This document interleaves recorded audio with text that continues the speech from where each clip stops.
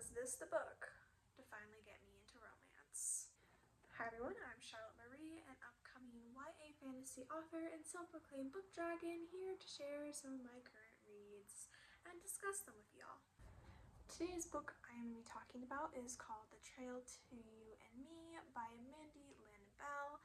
Now, how I found out about this book, I actually follow Mandy Lynn on YouTube. She's one of my favorite author tubers, and I really enjoy her content, but I hadn't read any of her books yet, mainly because it wasn't really a genre I'm particularly interested in, and I'm super proud of her for having found the genre that she's really into. She now writes sweet romance, and it's very cool seeing her journey. However, I myself have not really delved into the romance genre, for the main reason being a lot of them have content I don't want to read now.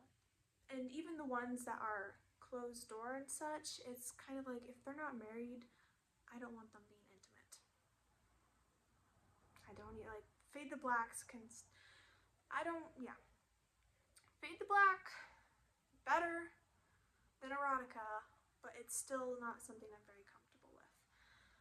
Now, I did really want to give one of her books a try, and I had previously read her free novella, what's it called? Change in Flight, I think is what it's called.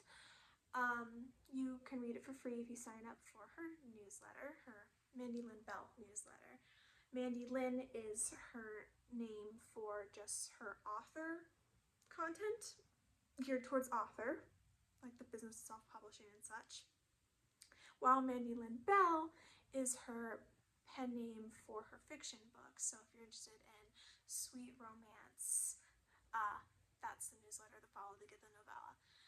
Anyway, this is it's part of the Road Trip Snapshot series, which has Meet Me at the Summit and Let the Rubble Fall.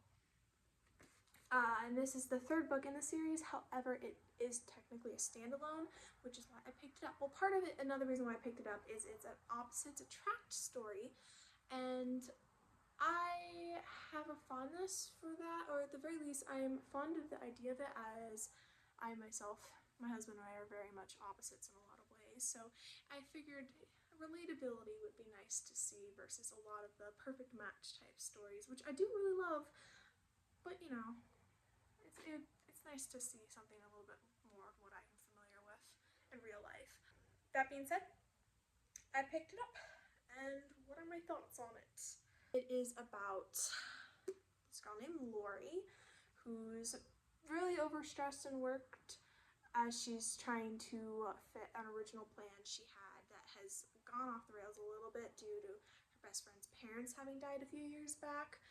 And she's still trying to make it work, but just it's a lot on her plate. When she ends up meeting this guy who's the complete opposite of her, who's hiking the, I'm gonna butcher this, Appalachian Trail. Not very good at pronunciation. And ends up falling for him, and he for her. And they have to sort of figure out how to make this work, both on the fact that they're pretty opposite personality-wise, but then also how do they make it work when it just seems like regular all-day circumstances are kind of making things very tricky. So that's kind of the main plot line.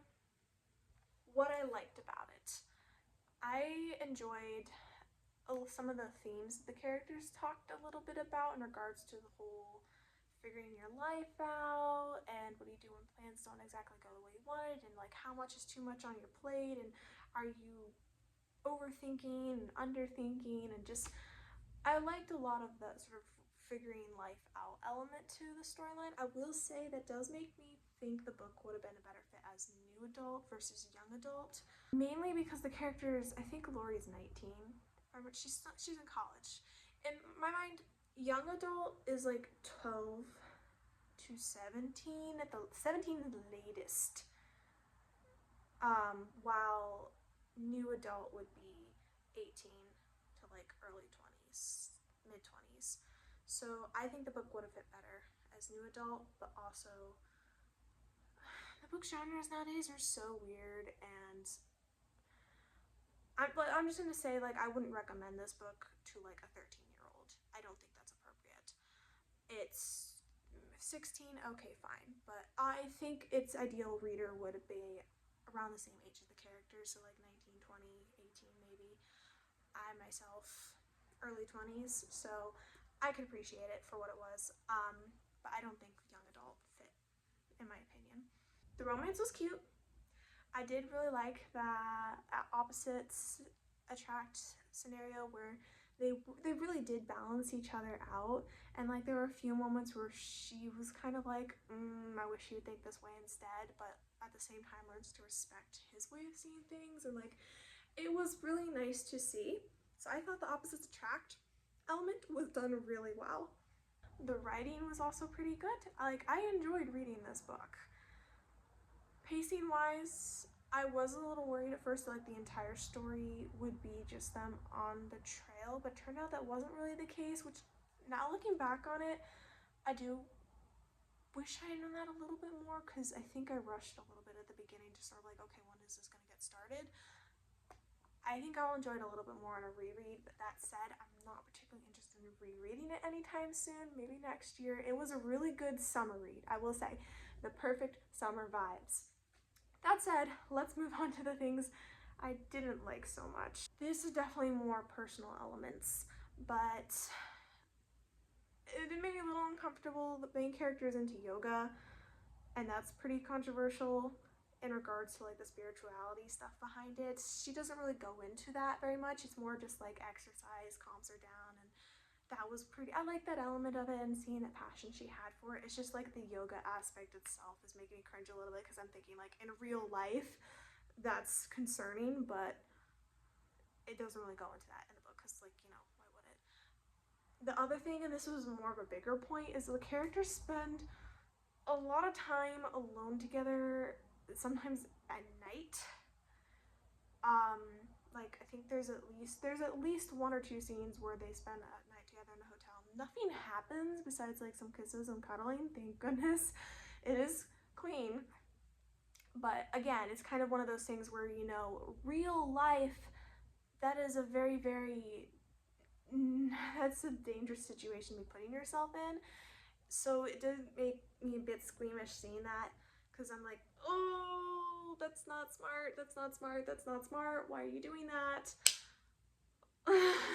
But again, it's a romance book, and I don't know how much you're supposed to have a suspension of disbelief when you read romance. It's not a genre I'm familiar with, like I said, just one I'm interested in, because like I would like some more sweet romancy rom-com vibes in my life, but again, so much of the content out there is, it's just gonna make me uncomfortable rather than give me the cute butterfly feelings. And so at that point, what's the point?